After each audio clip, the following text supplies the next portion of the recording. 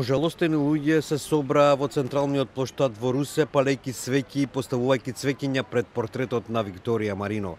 Слични собери се одржаа во Софија и во неколку други градови.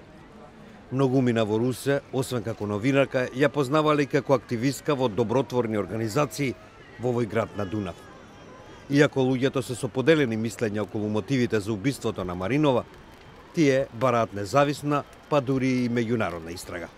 Елизабета, која ја познавала Маринова од групата за народни игри, вели: Могат да бъдат, това е посред бел ден. Посред бел ден. Ако беше умишлено, то щеше да бъде добре обмислено, според мен. Това е направено от хора, които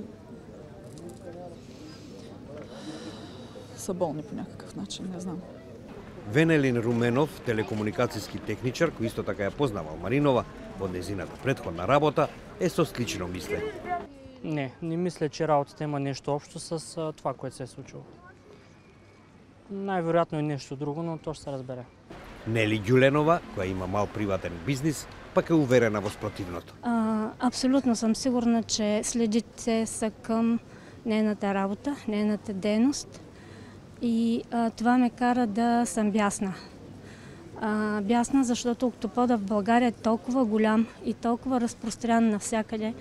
Бугарските власти соопштија дека 30-годишната девојка била силувана, претепана и задушена, а незиното тело пронајдено во саботата во паркот во близина на реката Дунав. Бугарскиот јавен обвинител Сотир Цацаров изјави дека сите опции се во игра. Приели сме, че не изключваме нито една от версиите. Не изключваме нито версия, която е свързана с случайно посегателство, не изключваме и версия, която е свързана с планирано посегателство. Едно е ясно, че извършените действия са изключително брутални и изключително жестоки.